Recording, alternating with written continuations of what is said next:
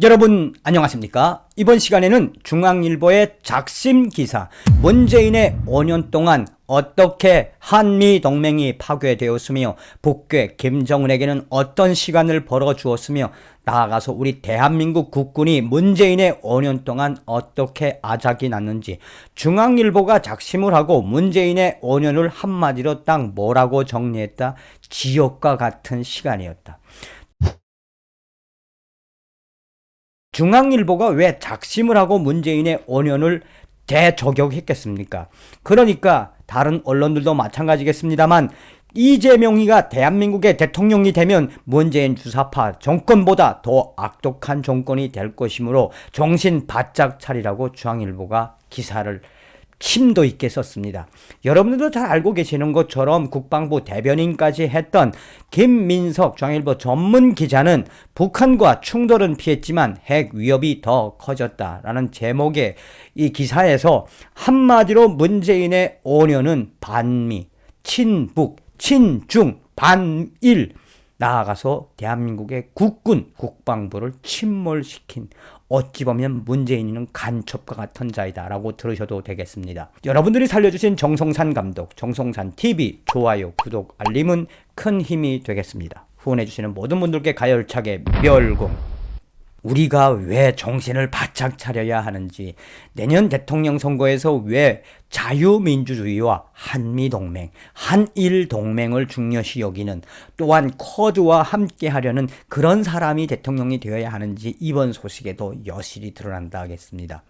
김민석 중앙일보 전문 기자는 뭐라고 강조하고 있느냐? 문재인 정부 안보정책 무엇을 남겼나? 북한 물리적 도발하지 않은 건 성과.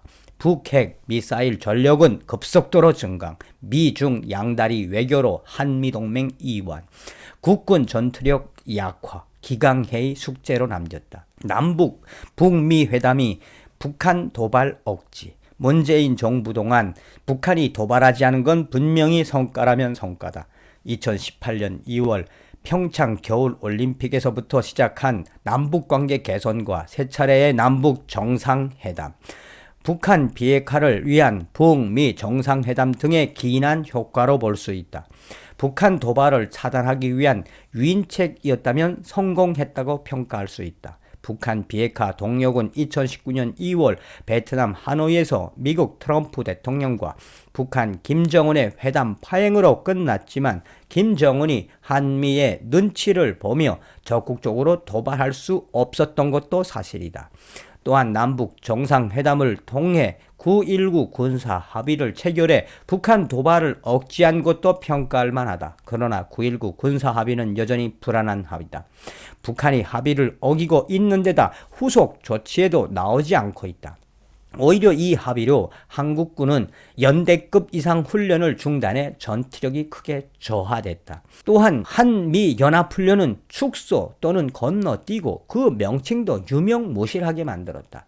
한국군을 월드컵에 비유한다면 본선 앞둔 대표팀이 전원 시범 경기가 아니라 3, 4명이 모여 소규모 연습을 하는 시기다. 반대로 북한은 전군 차원에서 훈련했다. 지금도 동계훈련 중이다. 방치된 북핵과 증강된 미사일 위협. 북한 핵 미사일의 획기적 증강을 막지 못한 것은 엄청난 패착이다. 북한 핵과 미사일은 이번 정부에서 중대한 위협으로 변했다. 어쩌면 북한은 문재인 정부가 심혈을 기울인 남북관계 개선을 역이용했을 가능성이 크다. 우리 정부의 남북관계 희망 아래 그늘진 빈틈을 파고든 것이다. 김정은은 겉으로는 비핵화 협상과 남북관계 개선에 나서는 척 하면서 뒤로는 핵, 미사일 개발에 전력 투구했다. 문 정부가 그런 시간을 벌어준 셈이 됐다. 그 결과 남북의 전략적 군사력 격차는 커졌다. 로버트 에이브럼스 전 주한미군 사령관은 지난 25일 미국의 소리 방송과의 인터뷰에서 한국 군사력이 북한보다 많이 뒤처져 있다며 북핵 미사일에 대한 전략 타격 능력과 통합 미사일 방어 체계를 개발해야 한다라고 말했다. 실제 북한의 핵 미사일은 정부투로 경이적으로 진화했다. 2017년 9월 수소탄으로 6차 핵실험을 성공한 북한은 핵탄두를 본격 생산했다. 미 중앙정보국 CIA 등 전문 기관의 분석이다. 미 랜드 연구소는 북한이 핵탄두 67개에서 116개를 보유하고 있으며 2027년에는 151개에서 242개를 가질 것으로 지난 4월 전망했다. 최근에도 북한이 영변 원자로를 다시 가동해 플루토늄을 추출하고 우라늄 농축 시설도 확장하고 있다는 인공위성 영상이 공개됐다. 북한은 현 정부 동안 가장 많은 미사일을 발사했다. 다양한 미사일도 개발했다. 단, 중거리 및 대륙간 탄도 미사일에다 잠수함용 탄도미사일 SLBM과 극초음속 미사일까지 발사했다. 북한은 문 대통령 취임 나흘 뒤인 2017년 5월 14일부터 미사일을 30여 회, 50여 발 발사했다. 이명박 정부 때의 3배, 박근혜 정부의 6배다. 미국을 직접 겨냥한 ICBM은 유사시 미군의 한반도 지원 차단과 미국과의 군축 협상용이다. 극초음속 미사일과 단거리 미사일, 대구경 방사포 포함 내정은 우리 군이 요격하기에 쉽지 않고 일부는 핵탄두 장착도 가능하다. 게임 체인저로 불리는 SLBM을 탑재한 신포급 잠수함은 내년에 실전 배치될 전망이다. 문재인 정부 들어 급속하게 팽창한 북한 핵 미사일 위협은 이제 현실이다. 한미 외교 안보 전문가들의 걱정이 크다. 과거 나토가 소련의 핵 위협을 우려했던 상황이 한반도에서 재현되고 있다는 것이다. 미국이 서울을 방어하기 위해 뉴욕을 포기할 수 있을지에 의문이 제기되기도 한다. 이런 우려에 미국의 확장 억제력 강화, 나토식 핵 공유와 미 전술 핵무기 한반도 재배치, 한국 핵무장 등 다양한 의견이 표출되고 있다. 결과적으로 문재인 정부는 흉측하고 무시무시한 우주 괴물 에일리언 북핵이 인간 몸속에서 배양되도록 방치한 셈이다. 급격하게 흔들리는 한미동맹. 바이든 미 대통령이 주한미군 병력을 현 수준으로 유지하는 2022년 국방수권 법안을 지난 27일 서명했지만 문 정부 내내 한미 관계는 흔들렸다. 발단은 문 정부의 통북, 친중, 탈미, 반일 기조 때문이다. 문 대통령은 북한과의 관계 개선과 종전선언에 트럼프 대통령을 활용하려 했다. 그러나 트럼프는 김정은과의 통 큰 비핵화로 권위를 세우려 했다.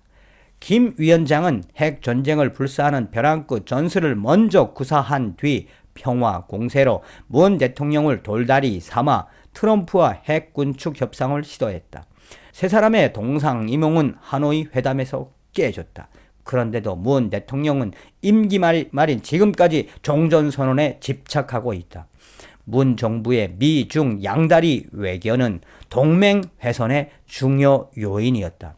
2017년 10월 발표한 정부의 사드 3불 정책, 사드 추가 배치 배제, 미국 미사일 방어체제 불편입, 한미일 군사동맹 금지는 전형적인 중국 눈치보기였다. 그러나 미국은 이미 자유민주주의 국가들인 반중연대, 인도태평양 전략을 구축 중이었다. 그런데 정부는 인도태평양 전략에 참여를 주저했다. 이 전략의 핵심인 4개국 협력체 쿼드에 대한 정부 입장은 지금도 불투명하다. 미국과 중국 사이 줄타기 외교의 결과다. 이에 따라 미국은 한국을 위심했고 중국은 한국을 무시했다. 이런 가운데 반일 정책에서 비롯된 한일 군사 정보보호 지소미아 파기는 한미동맹 갈등의 하이라이트였다. 일본과 안보 협력은 유사시 미군 증원과 북한 미사일 대응에 필수다. 전시 작전권 조기 전환도 갈등 이슈였다.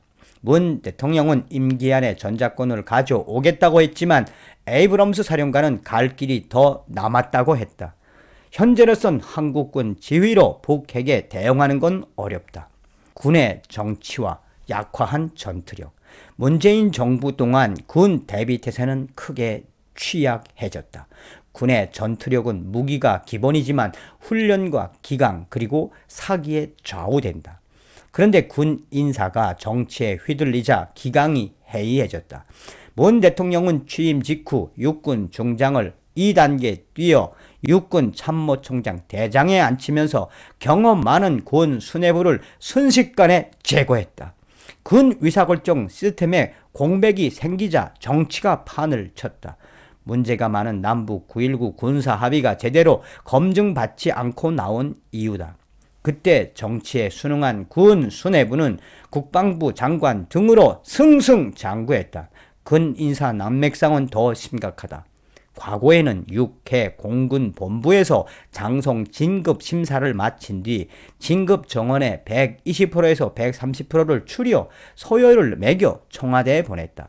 합격권에 든 진급 대상자가 인사 검증에 문제가 있을 땐 그 다음 순서로 순위가 올라간다. 그런데 현 정부에선 원칙이 무너졌다고 한다. 진급하려면 청와대 행정관 다리라도 잡아야 한다는 말이 나돌 정도다. 단적인 사례가 2019년 1월 청와대 인사수석실 행정관이 부적절하게 국방부 인근에서 당시 육군총장과 만난 사건이다. 당시 언론은 행정관이 육군총장을 만나 인사청탁을 하려고 했다고 비판했다. 군 인사가 혼탁해지니 강한 훈련과 군 기강보다 줄대기와 눈치 보기가 성행하고 있다는 지적이다. 경계망이 연거푸 뚫리고 군내 성추행 사건과 은폐가 반복되는 이유다. 군대가 훈련은 하지 않고 기강이 무너지니 사기도 자연 떨어진다.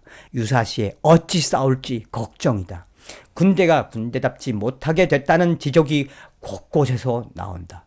본분을 망각하고 정치화된 군이 안보 대비 태세를 회복할 수 있을지 우려된다. 더구나 북한은 한국의 새 정부가 들어설 때마다 도발을 해왔다. 어떤 생각이 드십니까? 대한민국 군 안보와 반미 반의를 부르짖은 문재인 주사파 정권에 대한 중앙일보의 작심성도 정신 바짝 차려야 합니다. 반드시 내년 대통령 선거, 대한민국의 대통령 다음 선거는 반드시 보수 우파 대통령이 되어야 함이 분명해졌습니다. 다음 시간에 뵙겠습니다. 열공.